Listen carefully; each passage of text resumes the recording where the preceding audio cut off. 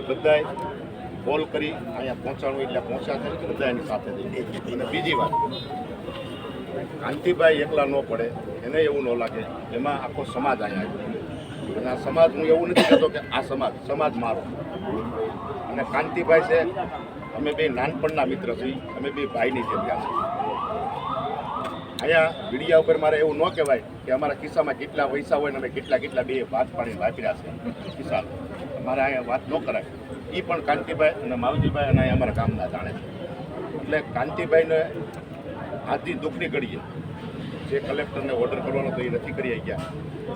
ખાલી મારા ભરોસે કે ભરતભાઈ આવે, મારો ભાઈ જેવો છે, અને એ કહે કે હું એને આ ન્યાય અપાવીશ, એટલે હું એને ન્યાય અપાવવામાં કોઈથી પાછી પાડી નહીં કરું. મારે જે કરવું પડે છે કાંતિભાઈને ન્યાય અપાવવામાં અને એને જમીન મળે એમાં ક્યાંય પણ પાછી પાડી નહીં. બીજી વાત, એના પરિવાર ઉપર આવનારા દિવસોની અંદર શું થવાનું છે. દીકરો એક જ હતો, કમાવાવાળો એક જ હતો, કમાવાની તૈયારીમાં આવી ગયો. 15 દી પહેલાં મને એને કીધું ભરતભાઈને નોકરી ઉપર કરવાનું. અમે આ પણ બે ભાઈ ડિસ્કસ કરી કે આને હવે કોમ્પ્યુટર ક્લાસ પૂરો થાય એટલે નોકરી પર ચલાવવાનો. અમે એ પણ ડિસ્કસ કરવી છે, પૂછો તો. એટલે મેં કીધું ક્લાસ પૂરો થાય એટલે હવે કમાવાવાળો કોઈ નથી. મારો દીકરો ઘણો, એનો દીકરો છે, હું એનો ભાઈ છું, એ મારો ભાઈ છે. એટલે આવનારા દિવસોની બે બહેનો છે. આમ તો ભાઈ નાના ભાઈ છે, એને પણ 3 દીકરી છે, બધાનો સ્કૂલે આવી જાય. પણ મેં સંપૂર્ણ જવાબદારી દીકરીને મેં દત્તક લઈ લીધી.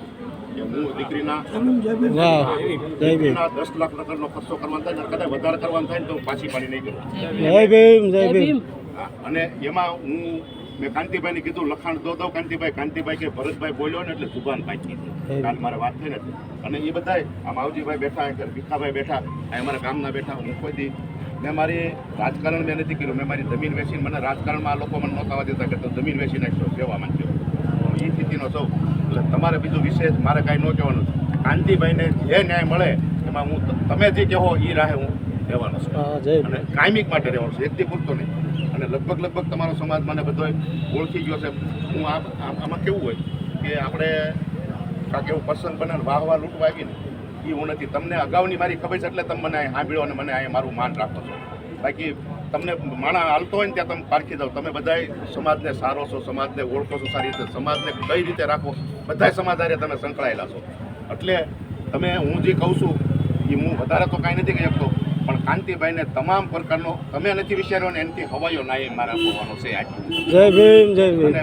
અને જો તમે આટલું માન આપ્યું એટલે આ સમાજને પહેલાં તો કે ભરતભાઈ અહીંયા આવે અને કેટલા સારા માણસો આવી ગયા અને ન કોઈ ઓલું થયું, એનું રિઝલ્ટ ન મળ્યું, એટલે પહેલાં તો આ સમાજને હું વંદન કરું. જય ભીમ, જય ભીમ.